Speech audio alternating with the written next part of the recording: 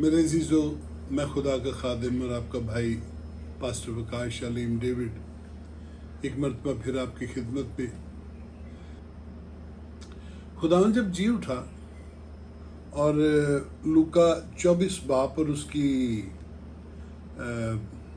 پہلی آیت میں لکھا ہے کہ عورتیں جو تھیں وہ قبر پر آئیں، اور چوتھی آیت میں لکھا ہے اور ایسا ہوا کہ جب وہ اس بات سے حیران تھیں، نہیں تیسری سے پڑھتے، مگر اندر جا کر خداوند یسوع کی لاش نہ پائی۔ اور ایسا ہوا کہ جب وہ اس بات سے حیران تھی تو دیکھو 2 شخص براق پوشاک پہنے ان کے پاس آ کھڑے ہوئے۔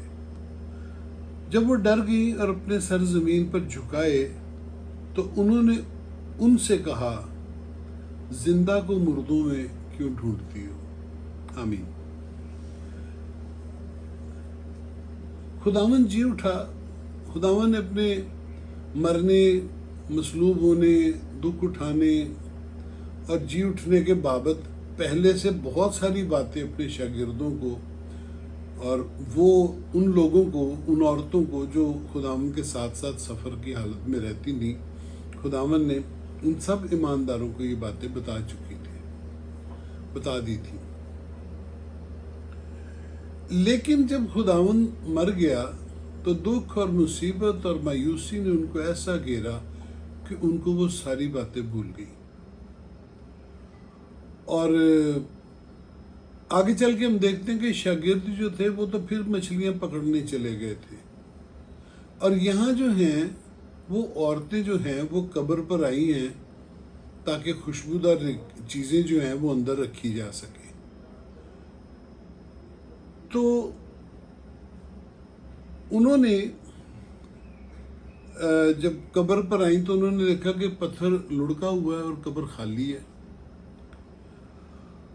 اور جب وہ اس بات پر حیران ہی تھی کہ پتھر کیسے لڑک گیا، خداوند کی لاش کہاں ہے، تو پھر انہوں نے 2 فرشتوں کو دیکھا، اور فرشتوں نے ان سے بڑی ایک جلالی بات کی، زندہ کو مردوں میں کیوں ڈھونڈتی ہو؟ خداوند نے کہا تھا میں زندہ ہو جاؤں گا، اور اس نے ان سے بہت سی باتیں کی تھی، لیکن وہ بھول گئے، وہ خداوند کے جی اٹھنے کو بھول گئے۔ اور جب لوگوں نے ان کو، دوسرے شاگردوں نے آ کے رسولوں کو بتایا کہ ہم نے اس کو دیکھا، ہم نے اس سے باتیں کی، تو بھی وہ یقین نہیں کر رہے تھے۔ مایوسی اور خوف انسان کو ایک ایسی جگہ پہنچا دیتا ہے جہاں صرف خداوند ہی اس کو نکال سکتا ہے اس کھائی سے۔ ایون تما نے کہا کہ جب تک میں اپنی انگلی اس کے سوراخ میں نہیں ڈال لوں گا، میں ہاتھ کے سوراخ میں نہیں ڈالوں گا، میں ایمان نہیں لانے والا۔ پر خداوند ہمارے جیسا خداوند کوئی نہیں ہے۔ انہیں سب کی تسلی کرائی، اور اس نے توما سے بھی کہا، بے اعتقاد نہ ہو، آ اور میرے ہاتھ کے سوراخ میں انگلی ڈال کے دیکھ۔ اسی طرح فرشتوں نے عورتوں کو ایمان میں تازہ دم کیا، ان سے کہا، زندہ کو مردوں میں کیوں ڈھونڈتی ہو؟ اور میرے عزیزو، جیسے کہ ہم ایسٹر کے قریب جا رہے ہیں، روزوں کے ایام ہیں، ہم آج بھی زندہ کو مردوں میں ڈھونڈتے ہیں۔ ہمارے بہت سارے لوگ مردہ کام کرتے ہوئے سمجھتے ہیں کہ وہ خدا کی بادشاہی میں چلے جائیں گے، گناہ آلود زندگی بسر کرتے ہیں اور سمجھتے ہیں کہ وہ خدا کی بادشاہی میں شامل ہو جائیں گے، سمجھتے ہیں کہ وہ عزت کے لیے زندہ کیے جائیں گے۔ کلام ہمیں بتاتا ہے کہ زندہ تو سب ہوں گے، کچھ عزت کے لیے، کچھ ذلت کے لیے، کچھ وہ جو خداوند کے ساتھ ابد تک سکونت کریں گے، اور کچھ وہ جو ابدالآباد عذاب میں رہیں گے۔ پھر ہم میں وہ بھی لوگ ہیں جو مردوں سے جا کے پوچھتے ہیں۔ میری جو پاسبانی خدمت کا ایک بڑا حصہ ہے وہ انہی لوگوں میں گزرا ہے۔ جبکہ فرشتوں نے کہا تھا تم زندہ کو مردوں میں کیوں ڈھونڈتے ہو؟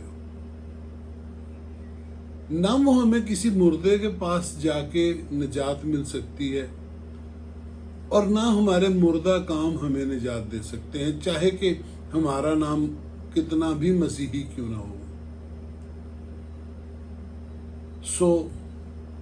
ایسٹر آ رہا ہے،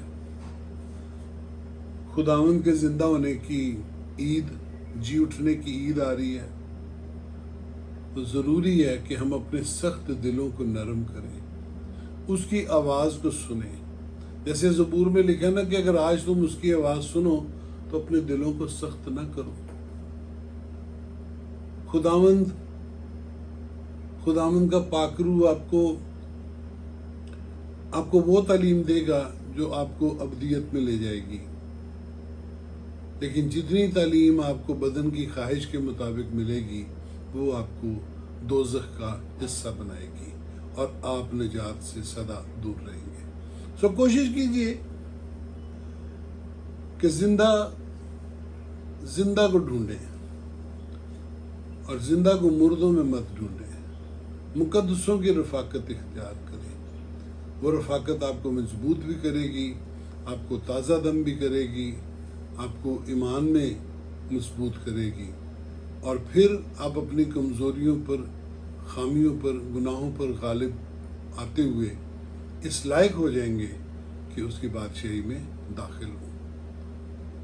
آپ کو پسند آئے ویڈیو تو توبہ کیجئے، خداوند کی مرضی کے کام کیجئے، توبہ کے موافق پھل لائیے، اور تاکہ آپ کو اور آپ کے گھرانے کو، آپ کے بچوں، آپ کی نسل کو، آپ کے عزیزوں کو، آپ کی کلیسیاؤں کو خداوند برکت بخشے اور بہت برکت بخشے۔ جیتے رہے۔